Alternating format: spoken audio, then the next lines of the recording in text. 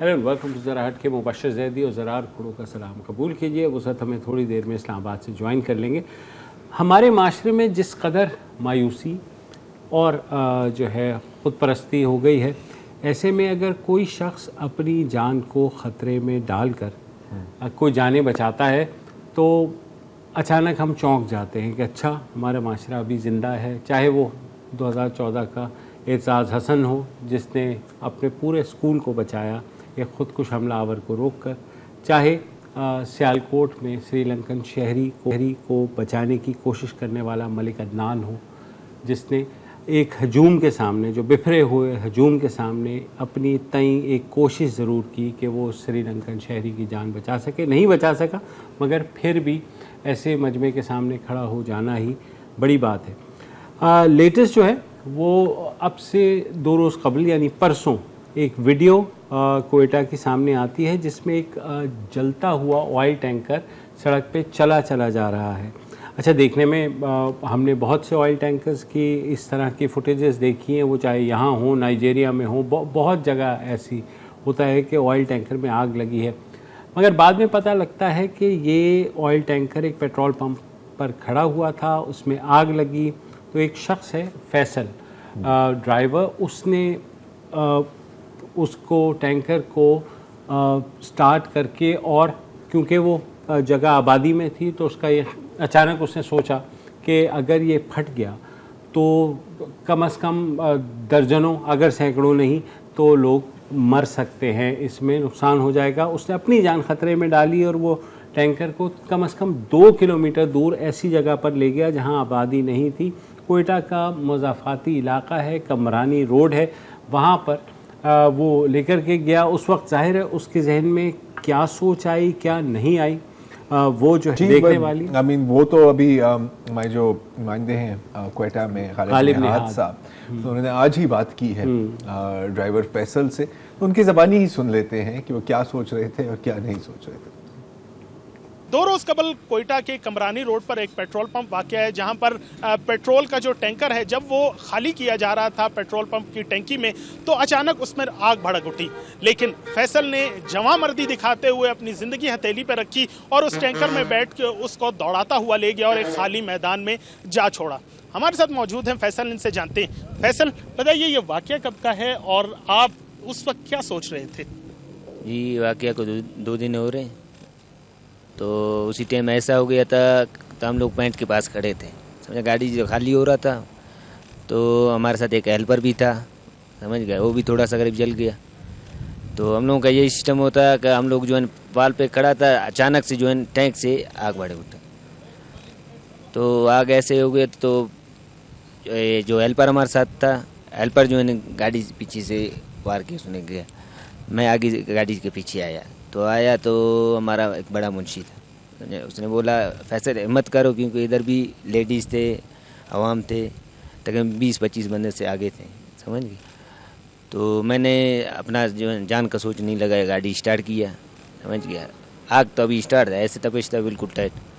तो मैंने खैर गाड़ी स्टार्ट की इधर से, तो मेरा कनेक्टर था, उसने क्या रोड ब्लॉक किया उसने। तो पंप से निकलेगा ऐसे थोड़ा आगे जाएगा, इधर भी मैदान था लेकिन इधर भी समझ गया कार मोटर था और सुजुकी था, मतलब इधर भी आवाम थे। तो मुझे वहाँ नहीं कहा इधर ब्रेक करने का, फिर आगे गया तो जितना गाड़ी में दम था, मैं गाड़ी जो 80 ऐसे स्पीड में हम गए आगे। तो बाज़ार से हम निकल के समझ गए तो ब्रेक मारा, ब्रेक नहीं था गाड़ी में। तो गियर के हिसाब में गाड़ी कंट्रोल किया हमने, तो उधर से उतर गया। तो गया, एक मोटरसाइकिल वाले आया तो उसको बोला कि भाई चलो मुझे लेके जाओ पानी वाले के पास।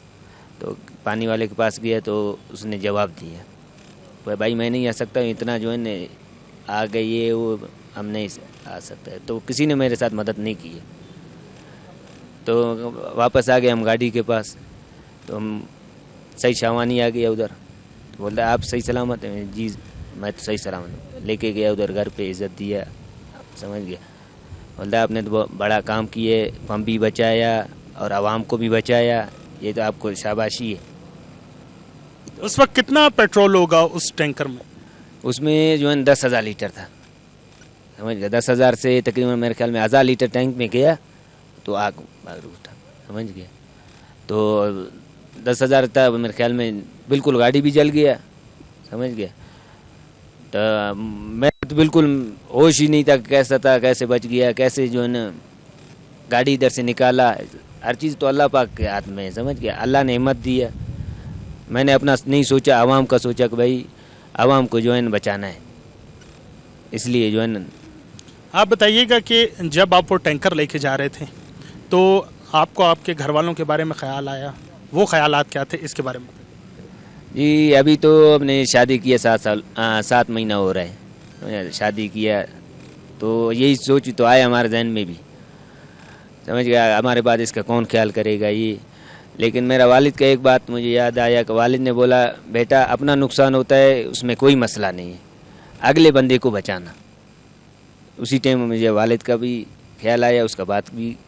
लेकिन मैंने जो है ना अपना आवाम का सोच लगाया कि भाई चलो ठीक है, हमारा एक जान है, इधर तो करोड़ों का जान है, इसलिए मैंने अपना जान का सोच नहीं लगाया। वज़ीर आला बलूचिस्तान मीर अब्दुल कुद्दूस बजिंजर ने इनाम के तौर पर आपके लिए 5 लाख रुपए का भी ऐलान किया, क्या कहेंगे, कितनी खुशी है और इन पैसों का आप क्या करेंगे? जी ये तो बड़ा खुशी है कि उसने मुझे इनाम दिए, समझ गए। हाँ ये अभी पैसे का बात है, समझ, पैसा दिया तो मेरा यही मकसद है कि पहले मेरा जो है गाड़ी का ये इतना नुकसान हो गया, मेरा गाड़ी चला, मेरा रोज़ी रोटी तो यही था, समझ गए। तो अभी देखता है कि हमारे साथ क्या करते हैं क्या नहीं करते, फिर सोचता है कि पैसों के साथ क्या करना है। अच्छा, ये भी सुनने में आ रहा है कि वज़ीर आज़म शहबाज शरीफ साहब ने भी आपको बड़ा अप्रिशिएट किया, उस पर क्या कहेंगे? जी उसने भी आज कॉल किया था इस्लामाबाद से, बोलता है आप जो मेरा मेहमान है आपको 2-3 दिन में बुलाएगा। मतलब इसने बहुत बड़ा इज़्ज़त दिया हमको, सारे अवाम ने मुझे सपोर्ट किया। प्लीज़ ये जो है ना जितना बड़ा अफसर हैं इन लोगों ने बिल्कुल मेरे साथ दिया, मैं इन लोगों का शुक्रगुजार हूँ। और असल जो है ना हमारा सेठ है सईद शाहवानी, इसका जो है बहुत शुक्रगुजार हूँ मैं, इसने जो है मुझे साथ दिया, मुझे जो है हर चीज़ से बचाए। भाई आप तसल्ली करो, सारे अभी भी हमारे साथ खड़ा है, समझे। हाँ इन लोगों के साथ जो है 70 साल हो गए इन लोगों की जगह पे रह रहे। जब मेरा दादा था तो इधर आया, हम लोग ज़मींदारी कर देते, समझ गए। तो इन लोगों ने अपना जगह दिया, हम लोगों को पनाह दिया, हम लोगों का जो है ख्याल किया इन लोगों ने अभी तक। और गमी खुशी में पानी बिजली और हर चीज़ जो है ना हमारा सईद शाहवानी देता है। जी बताइए, कितने अरसे से वैसे आप ये काम कर रहे हैं पेट्रोल के टैंक को लोड और अनलोड करने का? जी इसका ये गाड़ी भी जो है सईद शाहवानी का है, हमारा वालिद भी चला रहा है, उसका तो पूरा अभी 30-40 साल उम्र हो गया, तो हाजी साहब के साथ मुलाजिम है। मुझे जो है 5 साल हो रहे हैं, मैंने जो है अपना वालिद से सीखा है गाड़ी। जी जैसा कि आपने देखा कि हमारे साथ मौजूद थे फैसल, और इन्होंने तमाम तर वाक़या बताया कि कैसे ये वाक़या रूनुमा हुआ और इन्होंने अपनी जान हथेली पर रख कर सैकड़ों लोगों की जान बचाई। आपने सुना फैसल को, और फैसल बतौर ड्राइवर जो है 18,000 रुपये इसकी माहाना तनख्वाह है। अच्छा, हीरो जिसको हम हीरो कहते हैं, ये है हीरो। हीरो कौन होता है? हीरो वो नहीं है जो निडर हो, जिसको खौफ महसूस ना हो, क्योंकि जो बंदा कहता है ना कि मुझे खौफ महसूस नहीं होता, या तो वो ज़हनी मरीज है या तो वो झूठ बोल रहा है। अच्छा, अब हम सब ना कभी खासतौर पे बचपन में, मैं तो अभी तक भी मुख्तलिफ सिनेरियोज बंदा जहन में बनाता है ना यार, कि अगर ये होगा तो मैं क्या करूँगा, अगर बंदा आ गया किसी को लूट रहा है मैं क्या करूँगा। और हम हमेशा अपनी जहन के अंदर अपनी कहानी के हीरो ही होते हैं, लेकिन पता लगता है जब वो वक्त आता है। अच्छा, हीरो वो होता है जो अपने डर और अपने खौफ को पर काबू कर ले और बाकियों की जानों को अपनी जान से ज़्यादा बड़ा समझे, अपनी जान को हथेली में रख ले बाकियों की जानें बचाने के लिए। और अब 2 चीज़ें होती हैं इस तरह की सिचुएशन में, क्योंकि जो आपका जो दिमाग है ना उसमें होता है फाइट और फ्लाइट। एक तो होता है कि आप कॉन्शियस डिसीजन लो कि मैंने ये करना है, ठीक है, और एक होता है कि जैसे अभी ये फैसल भाई बोल रहे थे, इंस्टिंक्ट टेक ओवर कर जाता है। वो इंस्टिंक्ट भी मतलब कहीं वैक्यूम से नहीं आता, क्योंकि जैसे इनके जहन में क्या थी, इनके वालिद साहब की बात, सही है ना, तो कहीं आपके अंदर ये बीज बोया जाता है जो फिर इस तरह के औकात पर वो सामने क्योंकि ज्यादातर लोग जो हैं ऐसे मौके पर वो भाग जाते हैं। सर मैं क्या करता हूँ, हाँ, क्या करते हैं, मैं यही तो होता सीधा बोल रहा हूँ, मैं क्लियरली कहता हूँ, मैं भाग गया होता वहाँ से, मैं भाग गया होता, बाकी जो होना है सो होना है। ये तो फिल्म का सीन लग रहा था ना। अच्छा, अब एक तो ये है, और आपने जिक्र किया एतजाज हसन का, अनदर, और जिन्होंने अपनी जान की अजीम कुर्बानी दी ना, इससे ज्यादा कुर्बानी आप क्या दे सकते हैं। और बच्चा था। अच्छा, मलिक अदनान भी, मलिक अदनान आपके सामने हजारों का हजूम है, खूनख्वार और नारे बज रहे हैं और बंदा खड़ा हुआ है। बड़ा आसान होता कि आप ना जाते, बंदे को आप तो नहीं बचा सकते ना, कोशिश की है। मुझे एक और शख्स याद आते हैं, सुलेमान खान, और वो भी क्वेटा के ही थे, इनफैक्ट कुचलक, मेरा ख्याल है कि कुचलक इलाके से थे। और जब मतलब सैकड़ों लोग बर्फबारी में फंस गए थे रोडों पर, तो अपने घर से निकल कर, अच्छा अब आप आर्ग्यूमेंट दे सकते हैं कि उन्होंने अपनी जान की बाजी तो नहीं खेली, लेकिन अपना वक्त निकाला, वो भी आराम से घर पे बैठ के टीवी पर देख सकते थे कि, लेकिन ऐसा नहीं किया।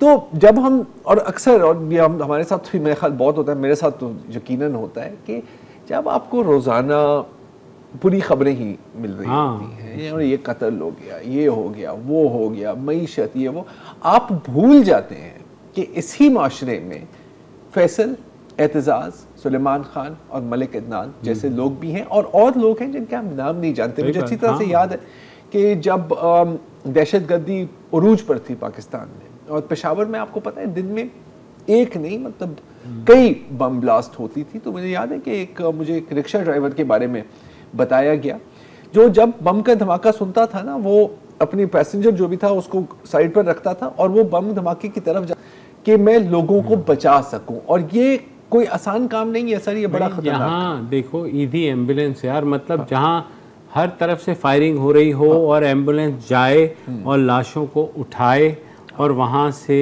उनको अस्पताल पहुँचाए, जख्मियों को और लाशों को उठाए, पता है चारों तरफ से गोलियां चल रही हैं सर, मतलब बहुत मुश्किल काम। और वही आपने बना 18,000 तनख्वाह उनकी, तो ये भी नहीं है शायद। तो आई मीन ये तनख्वाह की बात नहीं होती सर, ये दिल की बात होती है। तो इसीलिए मतलब, और ये अपने लिए भी आप, मैं कह रहा हूँ, आपके लिए भी कह रहा हूँ, मायूस ना हो, क्योंकि अभी भी इस माशरे में फैसल जैसे हीरोज मौजूद हैं। वक्फा लें।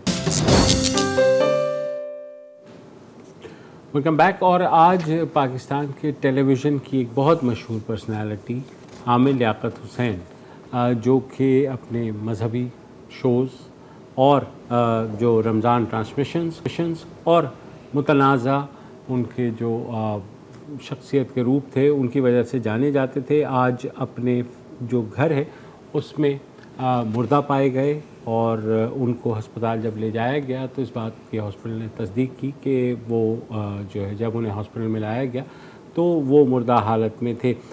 कैसे उनकी मौत हुई अभी तक सब इसका जवाब ढूंढ रहे हैं। उसकी वजह ये भी है कि शायद जो उनकी इमीडिएट फैमिली या दोस्त हैं वो पोस्टमार्टम नहीं करवा रहे, और वो कह रहे हैं कि शायद, अच्छा, जो अभी पोस्टमार्टम की जो बात है, तो अभी जो इतला है हमारे पास वो ये है कि जब तक इनके बेटे वापस नहीं आते तो वो ही परमिशन देंगे। इनकी जो बेटी है, बड़ी बेटी है, उसने तो अभी कहा है कि कोई पोस्टमार्टम नहीं होगा। और पुलिस से राय के मुताबिक पुलिस को शायद एक्सटर्नल एग्जामिनेशन करने की भी उन्होंने इजाज़त नहीं दी।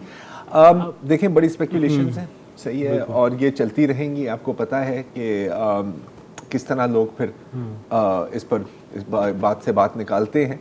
ये एक मिनट के लिए इसको हम साइड पर रखते हैं, तो थोड़ा बात करते हैं आमिर लियाकत खुद के बारे में।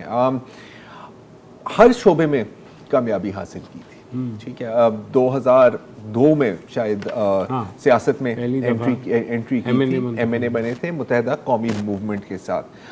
फिर शौकत अजीज़ की कैबिना में मिनिस्टर ऑफ स्टेट अफेयर्स भी रहे थे, minister of state for religious affairs, मेरा ख्याल है रिलीजियस अफेयर्स जी।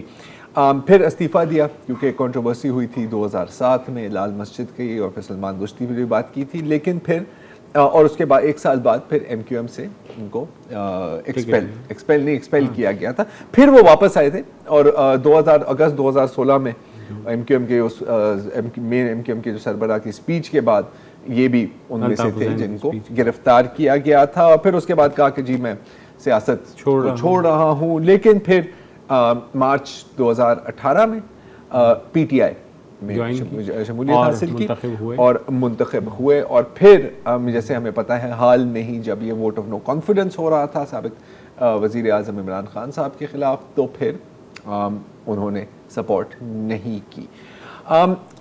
ये तो है उनकी सियासी करियर।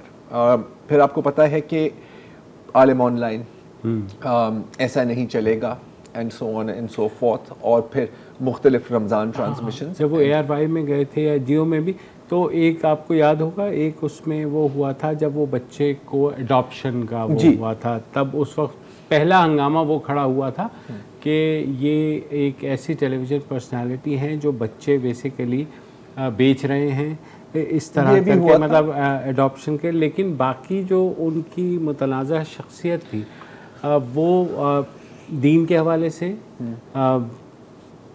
कुछ फ़िरक़ावारियत ले लें, उसमें कुछ ऐसे दूसरों के अक़ीदों को टारगेट करने का। जुनैद जमशेद को स्पेसिफिकली अगर बात करें, देखिए जो मुकाम, शोहरत और प्लेटफॉर्म आमिर लियाकत भाई को मिला था वो बहुत कम लोगों को के नसीब में होता है। आई मीन इतना फेम, और मतलब आइडल वर्शिप एक छोटा लफ्ज़ होगा जो जितना प्यार लोगों ने उनको दिया था एक वक्त पर। अभी मैं अभी पढ़ा था कि और ख़ास तौर पर मिडिल क्लास फैमिलीज़ में तो आइकॉन थे और ख़ुद भी मिडिल क्लास बैकग्राउंड के थे, तो एक सक्सेस स्टोरी थी जैसी आपने कम ही ऐसी मिसालें दी। और रमज़ान ट्रांसमिशन के तो कोई ऐसी नज़ीर ही नहीं मिलती थी। और जब आप ऐसी पीक पर होते हैं ना, लेकिन अब जैसे अभी मैं पढ़ा था कि एक शख्स की नानी जान ने उनको कॉल की आमिर ऑनलाइन पर, और जब उनके से बात हुई ना तो वो 20 मिनट आधे घंटे के लिए रोती रही कि मेरी आमिर लियाकत से बात हुई। इतनी मोहब्बत, इतना प्यार। लेकिन ये एक बहुत बड़ी जिम्मेदारी भी होती है, और बल्कि मैं तो कहूँगा कि एक बोझ भी है इतनी इस तरह का प्लेटफॉर्म, क्योंकि ये भी नशे से कम नहीं होता। इनफैक्ट इससे ज़्यादा बड़ा मेरा ख्याल है कि इस दुनिया में कोई नशा नहीं होगा। और बहुत टेम्पटेशन फिर होती है कि आप इस प्लेटफॉर्म को यूज़ करें, मिसयूज़ करें, और बल्कि अब्यूज़ करें। और अफसोस के साथ कहना पड़ता है, हम उनकी मग़फ़िरत के लिए दुआ करते हैं, अफसोस भी है कि वो गुज़र गए हैं, लेकिन अफसोस के साथ ये भी कहना पड़ता है कि बहुत बार उन्होंने ये प्लेटफॉर्म मिसयूज़ भी किया। आपने जिक्र किया जुनैद जमशेद का। जुनैद जमशेद पर लिटरली गुस्ताखी का इल्ज़ाम लगाया था। उनकी वालदा के बारे में भी कुछ ऐसी बातें की थी जो अगेन मैं दोहरा नहीं सकता। ये 2008 में वो अपने आलिम ऑनलाइन वाले शो में, जो आपने अभी इशारा किया था उस तरफ, अहमदी कम्युनिटी के बारे में कहा था कि जी ये वाजिबुल कत्ल है। उसके ठीक 18 घंटे बाद एक अहमदी डॉक्टर को कत्ल किया गया था। लिंक है नहीं है मुझे नहीं पता, खैर जिम्मेदाराना बात थी। उसी साल दिसंबर में दोबारा ऐसा ही हुआ कि एक और शो में कहा कि जी ये पाकिस्तान के दुश्मन है, इस्लाम के दुश्मन है। अगेन उसी हफ्ते एक और टारगेटेड किलिंग होती है। ये तो होगी। फिर जब बोल का करियर शुरू होता है और ऐसा नहीं चलेगा शो इनका चलता है, तो आम बाकायदा पूरी इदारों पर लोगों पर और पूरे चैनल्स पर भी ना सिर्फ गद्दारी बल्कि गुस्ताखी के भी बेबुनियाद और झूठे इल्ज़ाम लगाए थे। ये बात इस हद तक पहुंच गई थी कि मेरे एक बहुत अच्छे जानने वाले हैं जो उसी चैनल में प्रोड्यूसर थे जिनको ये टारगेट कर रहे थे। और आपको पता है उन दिनों में तो हर दूसरे दिन ट्रेंड चल रही होती थी ना, ये गद्दार वो गद्दार, बड़े गद्दार खेलते थे उन दिनों में। आज भी खेलते हैं लेकिन उन दिनों में थोड़ा ज़्यादा ही था, तेज़ी थी मंडी में। तो वो गए अपने बेटी के स्कूल, और बेटी के स्कूल के सिक्योरिटी गार्ड उनको कहती है कि जी आप उसी चैनल में काम करते हैं ना, नीले पीले में। तो उसने कहा कि जी आमिर लियाकत तो कहता है कि आप लोग गुस्ताखे रसूल हैं। अब आप सोचें कि आपकी बेटी के स्कूल का गार्ड बंदूक हाथ में आपसे ये सवाल कर रहा है। तो बहुत लोगों को जानता हूँ जिन्होंने मतलब ऑफिस जाने से डरते थे, क्योंकि आपको पता है कि इस मुल्क में गुस्ताखी का इल्ज़ाम आप किसी पर लगाएं तो ये सजाए मौत है, और मौत कहीं से भी आ सकती है। आपके स्टाफर आपको कत्ल कर सकते हैं, आपके ड्राइवर आपको कत्ल कर सकते हैं, आपके मुलाजमीन आपको कत्ल कर सकते हैं। यहाँ पर बात ख़त्म नहीं होती, लेकिन ये सेगमेंट ख़त्म होता है तो एक वक्फा लेते हैं, इस पर मज़ीद बात करें। Welcome back. अच्छा, फिर आपको याद होगा कि जब वो ब्लॉगर्स का इशू हुआ था, जब ब्लॉगर्स को अगवा किया गया था, मारा पीटा गया था, तो ये आए थे उसको जस्टिफाई करने, और उसके दौरान जिब्रान नासिर पर भी बेबुनियाद इल्ज़ामात लगाए थे। बहुत हमारे जो साथी हैं, मैं उन सब का नाम नहीं ले सकता, ना ही लेना चाह रहा हूँ, उन पर भी ऐसे इल्ज़ामात लगाए थे, और कुछ ख़वातीन पर भी इल्ज़ामात लगाए थे, और बाकायदा लिटरली ये कहा गया था कि वो प्रॉस्टिट्यूट्स हैं, ठीक है। और बाद में फिर ज़ाहिर है कि पैमरा के नोटिस भी आए, लेकिन पैमरा इसमें बिल्कुल ही हेल्पलेस था, और आप अच्छी तरह से जानते हैं ये क्यों था। अब सारा आलम ने इस पर बिल्कुल प्रेस कॉन्फ्रेंस में इस पर बात भी की है। बैन्स लगे, लेकिन फाइनली फिर जब वो कोर्ट में गए तो फिर कुछ इन लोगों में से माफ़ी भी मांगी, और कुछ ने माफ़ कर भी दिया। अब इनकी जो अभी जो पिछले माह से 2 महीनों में जो हुआ है, उनकी पर्सनल लाइफ में मैं बात नहीं करना चाह रहा। आप इनकी डिटीरियोरेशन देख सकते हैं, आप सोशल मीडिया पर देख सकते हैं, इनकी ट्वीट्स पढ़ लें, और हम सब हंसते थे, लोग तनकीद भी करते थे, मजाक भी करते थे। हो सकता है कि हमने भी हेल्प किया है उस नेज तक पहुंचने में, या हो सकता है कि जब वो उस स्टेट में थे और डिप्रेशन में भी थे, और आपको पता है ड्रग यूज़ भी थी, और ये चीज़ें एक दूसरे को फिर मज़ीद ख़राब करती हैं ना, हो सकता है कि ये सारी बातें उनके जहन में वापस आती थी कि मेरे से गलत हुआ है, मैंने गलत किया है। सबक इसमें यह है कि अगर आपको अल्लाह में इज़्ज़त दे तो उसका फिर सही इस्तेमाल करें, अपने प्लेटफॉर्म आपको मिले तो किसी के भले के लिए इस्तेमाल करें। वो सर जी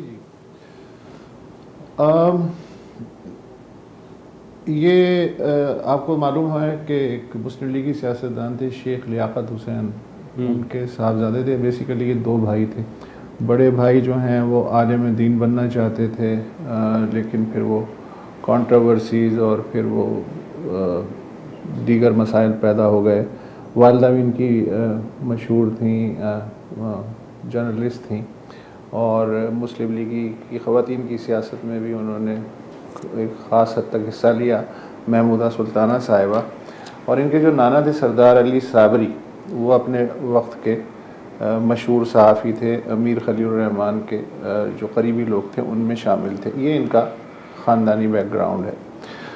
अच्छा, मसला ये है कि ये नो डाउट अबाउट इट कि Aamir Liaquat Hussain was a talented person, ज़बान पे दस्तरस था, सलाहियत थी, मौका शनास थे, कुछ बड़ा करना चाहते थे।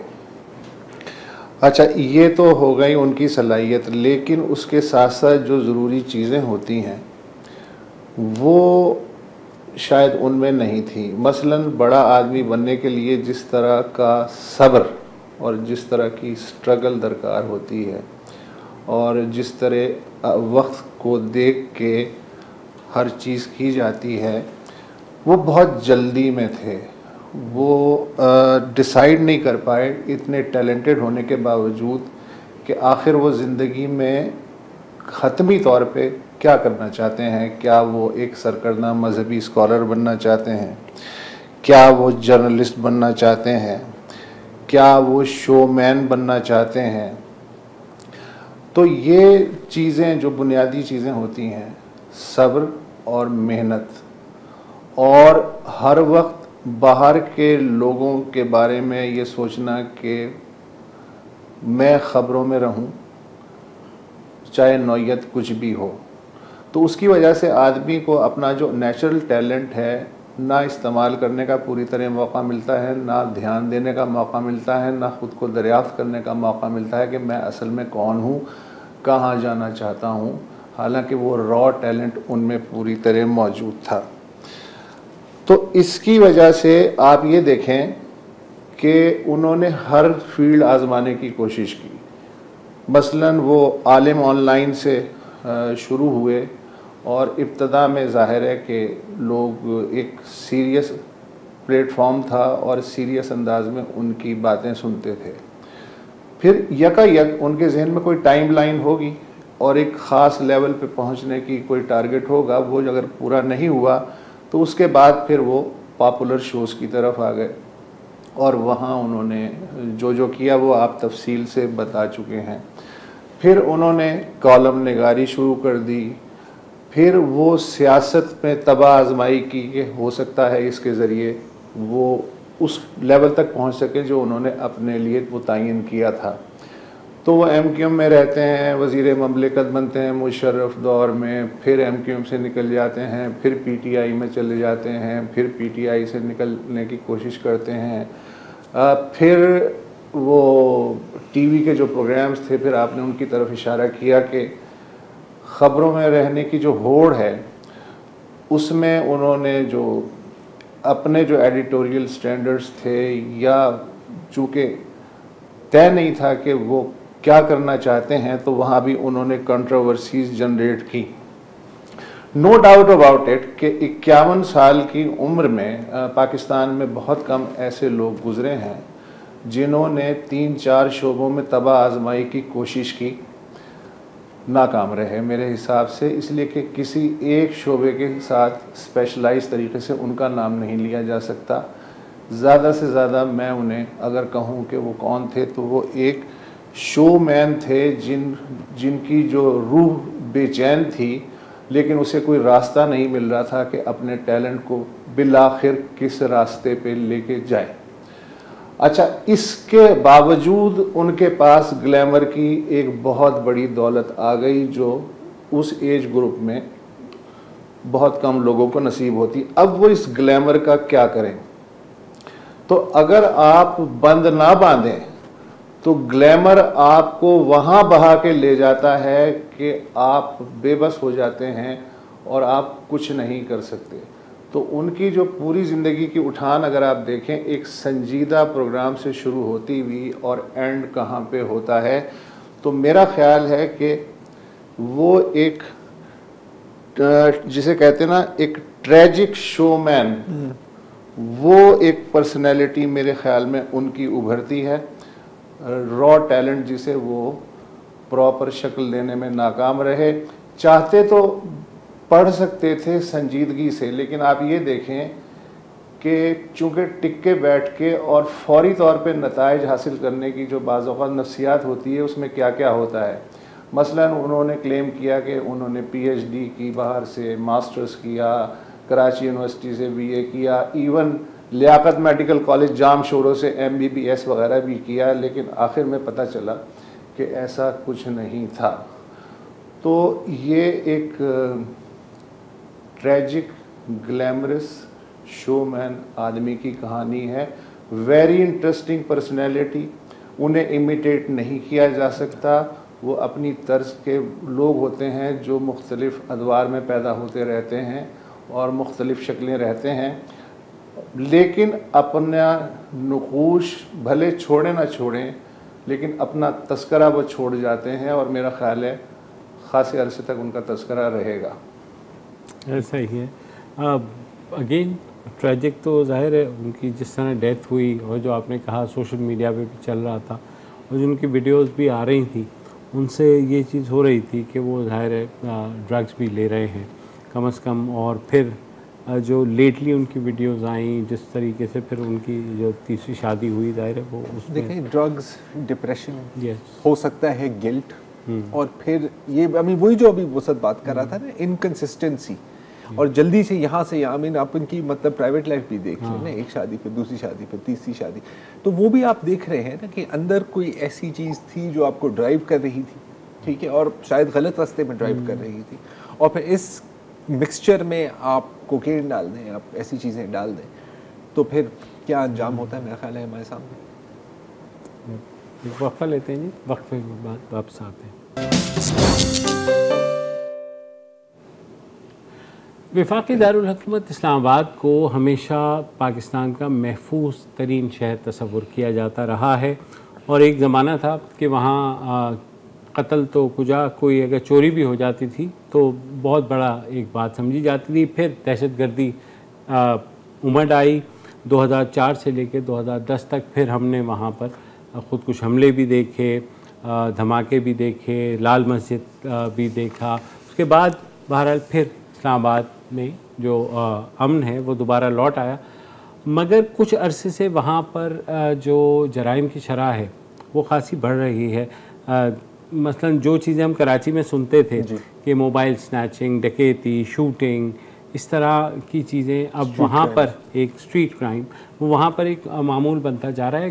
2 वाक़यात गुज़िश्ता 48 घंटे में, एक फूड डिलीवरी चेन के मैनेजर जो कि लम्स के पढ़े हुए कासिम अवान, उनके बारे में ख़बरें आने शुरू हुई कि उन्हें F10 में जो है डकैतों ने रेजिस्टेंस पर गोली मार दी और वो जाँ भाग हो गए।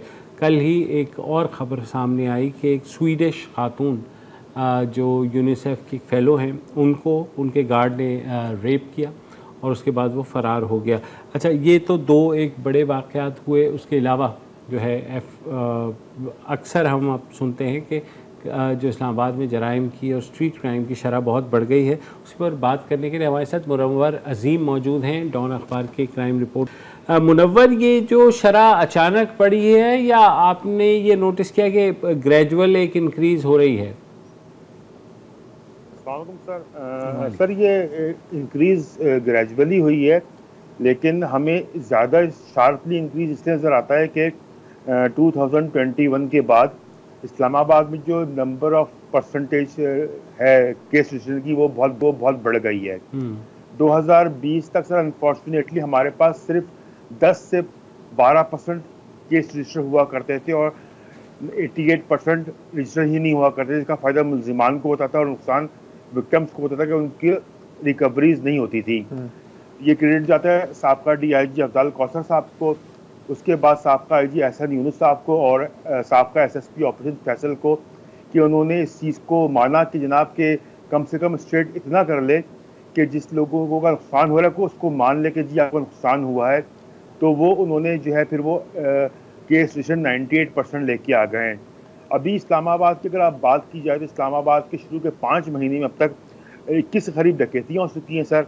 डकैती वो कहला जाती है लॉ में कि 5 या 5 से ज़्यादा अफराद जिन्होंने असला पकड़ा वो किसी को लूटे।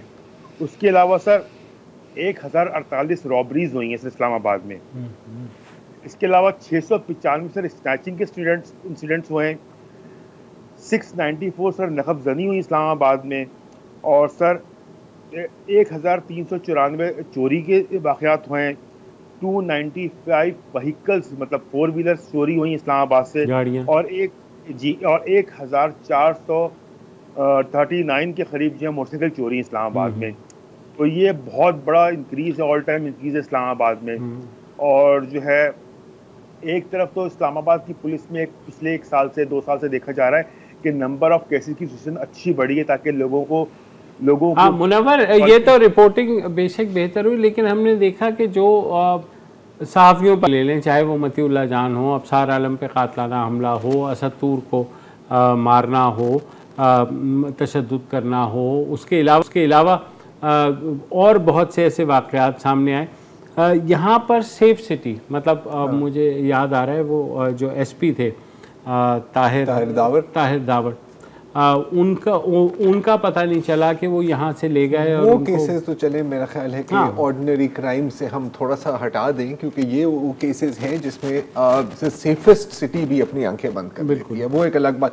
मुनव्वर साहब, मैं आपसे एक सवाल पूछना चाह रहा हूँ। आपने अभी बहुत अच्छी तरह से मैं बता दिया है कि जिस तरह तादाद बढ़ी है जराइम की, अंजाम तक कहाँ पहुँचते हैं? क्योंकि केसेस रजिस्टर होते हैं, क्या लोग पकड़े जाते हैं, मतलब क्या कन्विक्शन रेट, प्रोसिक्यूशन रेट क्या चल रही है? सर अनफॉर्चुनेटली सर जिस तरह में क्राइम बढ़े ना, उस तरह सर अनफॉर्चुनेटली सर जो रिकवरी रेट है सर वो गिरा है सर। ये सर गिरने से मतलब ये है कि जनाब की जो गाड़ियाँ थी, पिछले साल इस्लामाबाद पुलिस ने इसी 5 महीने 35 गाड़ियाँ रिकवर की थी, इस साल सिर्फ 22 गाड़ियाँ रिकवर हुई हैं। मतलब कि सक्सेस रेट जो है मुजरिमों की वो बढ़ती जा रही है। अच्छा, यहाँ हमने जो कराची में, आप खुद भी आते रहे हो कराची, यहाँ पर भी जब क्राइम बहुत बढ़ गया था तो फिर बाकायदा एक सिस्टमेटिक वे में उस क्राइम को टैकल करने का जो है CPLC बन गई, सिटीज़न पुलिस लाइजेंस कमेटी बन गई। फिर एरियाज़ आइडेंटिफाई होने शुरू हुए कि कौन सा एरिया ऐसा। इस्लामाबाद में कोई एरियाज़ आइडेंटिफाई हुए हैं कि जहाँ क्राइम जो है सबसे ज़्यादा है? सर इस्लामाबाद में सर क्राइम जो है रूरल एरिया बहुत ज़्यादा, खासतौर पर इस्लामाबाद एक थाने कुराल का थाना, उसमें क्राइम बहुत ज़्यादा है सर। जो साबका IG साहब थे और SSP एहसन यूनुस और फैसल साहब, उनके दौर में सर स्नैचिंग जो है सर काफ़ी हद तक कम देखने ग्रेजुअली कम हुई थी। इसी तरह जो नखब जनी सर वो भी काफ़ी कम हुई थी, लेकिन आफ्टर ईद के बाद सर ये अचानक बहुत इसमें जो है बढ़ावा देखने में आया है। इसी तरह इस्लामाबाद में इनके दौर में सर हाउस रॉबरीज भी कम हुई हैं, लेकिन दूसरी रॉबरीज, स्ट्रीट रॉबरीज बहुत ज़्यादा हो गई हैं। मेरा अक्सर पुलिस वालों से ये होता है कि भाई क्राइम हर जगह पे, हर पूरी दुनिया का एक ही है कि जनाब क्राइम बढ़ता है हर जगह पे, कम नहीं होता कभी भी। लेकिन सर होता है कि आपने उसको कंट्रोल करना है और आपने मुल्जिमान को पकड़ के रिकवरीज करनी है। इस हवाले से सर हम लोग बहुत पीछे हैं सर। हम लोग सर रिकवरीज तो ना होने के बराबर होती है सर हमारे पास, और रिकवरी पे जाते भी नहीं है। मुल्जिमान पकड़े सर और वो जी कोर्ट में गए, और सर देखिए कोर्ट ने एविडेंस पे काम करना होता है। जो कोर्ट पे जो हमेशा उंगली उठाती है पुलिस, अक्सर बातचीत गपशप में किताब के हम तो पकड़ के लाके लेके आते, लेकिन कोर्ट छोड़ देते हैं। सर कोर्ट तभी छोड़े जब आपके पास एविडेंस ही नहीं होते। अब जिस तरह सर आपने भी जिक्र किया कि वो अनफॉर्चुनेटली बेचारा एक बच्चा था लम्स का ग्रेजुएट, F9 पार्क में उसका मर्डर हुआ सर। 394 सर उसमें सेक्शन लगे। 394 होती है रॉबरी के दौरान किसी को मार देना। FIR में सर कहीं भी नहीं लिखा हुआ कि वो उससे कोई चीज छीनी गई है, चोरी उससे कोई लूटा गया सामान। इतनी सर अजीब सी FIR है, दफात भी अजीब सी लगाई है। 5 तारीख का ये वाकया है, उस बच्चे की डेथ हो गई है सर। 8 तारीख को डेथ हुई और 8 तारीख को इसमें 302 लगा दी गई है। मेरी सवाल से पुलिस वाले से बात हुई है तो कहने वो मानते हैं कि सर कि हमने जो है फैक्ट्स पे FIR नहीं दी, बल्कि जो उसके दोस्त से उसकी बात हुई थी कासिम सर बच्चे की, उस पे हमने FIR दी है। तो जब ये कोर्ट में जाएगा तो फिर आपको अच्छी तरह से पता है क्या होगा। बहुत शुक्रिया मुनव्वर। सॉरी शो का वक्त खत्म हुआ चाहता है। आज के लिए इतना ही जी, इजाज़त दीजिए, खुदा। अस्सलाम वालेकुम। अगर आपको हमारा शो पसंद आया है तो प्लीज़ हमारे YouTube चैनल को सब्सक्राइब करें, और अगर मुनासिब समझे तो इस वीडियो को लाइक भी कर लें, तो कोई हर्ज नहीं है, और शेयर भी कर लें और कमेंट भी कर दें जी, वरना वो सब ऐसे ही लिखते रहेंगे। और ये जो दोनों कह रहे हैं ये कर लें जी प्लीज़, नहीं तो हमें भी घर जाना है, मैं आपके कंप्यूटर में नहीं रहना 24 घंटे। सही बात।